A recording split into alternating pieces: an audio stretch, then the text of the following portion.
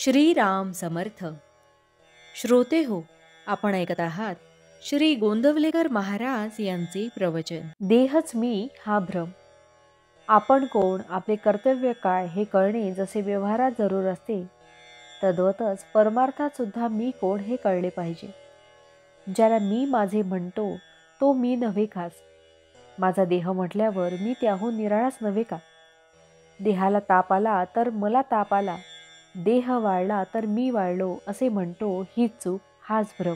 वास्तविक देहाहून वेगळा असूनही देहच मी अशी भावना केली, म्हणून मी सुखदुःख अनुभवू लागलो. दुःख नको, सुख हवे असे मला वाटते.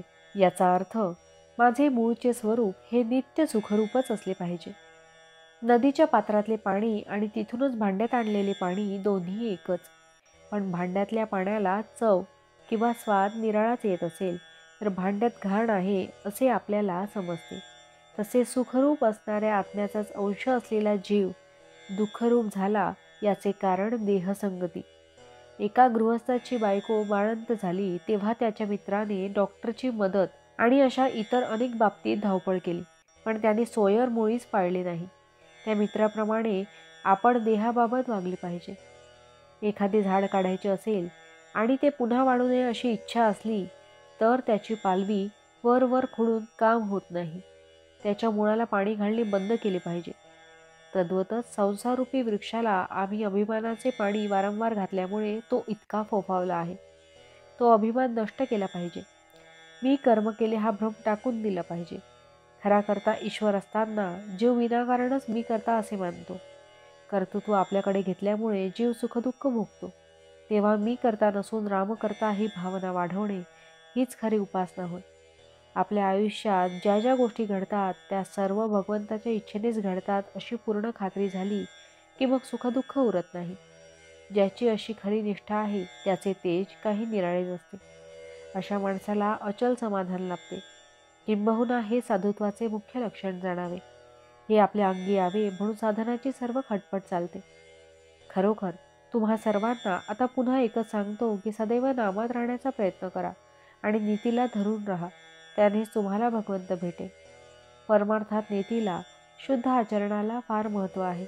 जो शुद्ध मनाने परमेश्वराचे चिंतन नामस्मरण करतो त्याला सहाय्य करायला परमेश्वर सदैव तत्पर असतो.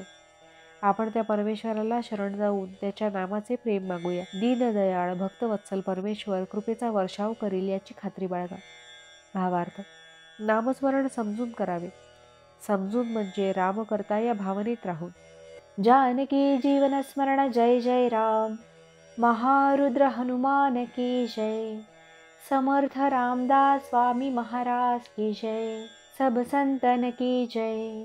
श्री अनंत कोटि ब्रह्मांड नायक राजाधिराज सच्चिदानंद सद्गुरु श्री ब्रह्म चैतन्य महाराज की जय. जय जय रघुवीर समर्थ. आता आपण 13 वेळा नामस्मरण करूया. श्रीराम जय राम जय जय राम. श्रीराम जय राम जय जय राम. श्रीराम जय राम जय जय राम. श्रीराम जय राम जय जय राम. श्रीराम जय राम जय जय राम. श्रीराम जय राम जय जय राम. श्रीराम जय राम जय जय राम. श्रीराम जय राम जय जय राम. श्रीराम जय राम जय जय राम.